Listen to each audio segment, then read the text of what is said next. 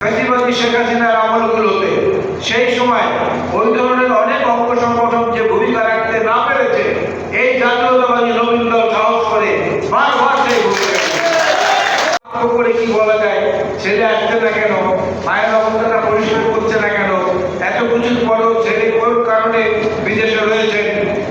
এই জন্য বাংলায় একটা প্রবাদ আছে, এসব প্রশ্নের এদের সকল প্রশ্নের উত্তর দেওয়া যায় এক কথায়। প্রতিবেশী একটা শব্দ আছে না, প্রতিবেশী। প্রতিবেশী কিন্তু ঘরের পাশে যে থাকে সেই শুধু প্রতিবেশী তা না, আরো এক ধরনের প্রতিবেশী আছে। সেই প্রতিবেশী হলো যারা শোনে কম, বোঝে বেশি, প্রচার করে তার চেয়েও বেশি, এরা হলো প্রতিবেশী। সেই রকম কয়েকটা রাজনৈতিক দল আছে বাংলাদেশে, ধর্মের নামে রাজনীতি করে, ধর্মকে বিক্রি করার চেষ্টা করে এবং যখন তখন বলে যে আপনাদেরকে এই গন্তব্যে পৌঁছে দেবো, আপনাদেরকে এই জায়গায় পৌঁছে দেবো, এইখানে যেতে হলে পুলিশের আগাওয়া লাগবে না, এইখানে যেতে হলে অন্য কোনো সমস্যা হবে না।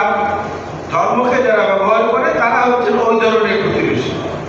এই প্রতিবেশীদের থেকে আমাদেরকে সাবধান থাকতে হবে এবং আমার মনে হয় দেশনেত্রী বেগম খালেদা জিয়ার আজকের যে অবস্থা, এই অবস্থার জন্য আল্লাহর দরবারে আকুতি মিনতি করে কান্নাকাটি করা, প্রত্যেক নামাজের পরে, 5 ওয়াক্ত নামাজের পরে যে অবস্থানে থাকি না কেন, সেই সময় দেশনেত্রী বেগম খালেদা জিয়ার সঙ্গে খালেদা জিয়াকে আমাদের দোয়ার মধ্যে অন্তর্ভুক্ত করা।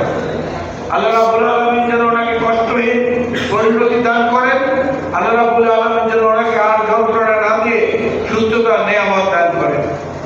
এবং আমরা একই সঙ্গে বলতে চাই, আগামী যে নির্বাচন, এই নির্বাচনে দেশনেত্রী বেগম খালেদা জিয়ার এত বছরের যে নির্বাচনী ঐতিহ্য, তার ব্যক্তিগত জীবনাচরণ, তার কথাবার্তা, সংযত ভাষা, অন্যের প্রতি হিংসা পোষণ না করা, এগুলোর যে হাজারো উদাহরণ রয়েছে, বাংলাদেশ কেন পৃথিবীর বহু রাজনীতিবিদের মধ্যেও এই গুণাবলী খুঁজে পাওয়া খুব কষ্টকর হবে।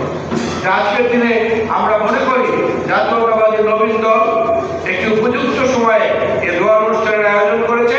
আমরা এখানে প্রাণ ভরে আল্লাহর দরবারে আকুতি জানাবো, দেশনেত্রী বেগম খালেদা জিয়াকে যেন সুস্থতার নিয়ামত দান করেন, আবার আমাদের মাঝে ফিরিয়ে দেন।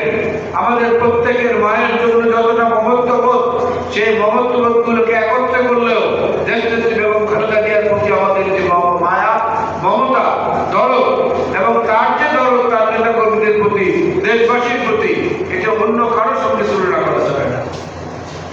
আমি জাতীয়তাবাদী নবীন দলকে বলবো, এখানে তাদের নেতারা বলেছেন বিএনপির গণতন্ত্রে অন্তর্ভুক্ত কতগুলো অঙ্গ সংগঠন আছে, কিন্তু এর পাশাপাশি আরেকটি বাস্তবতাও আছে।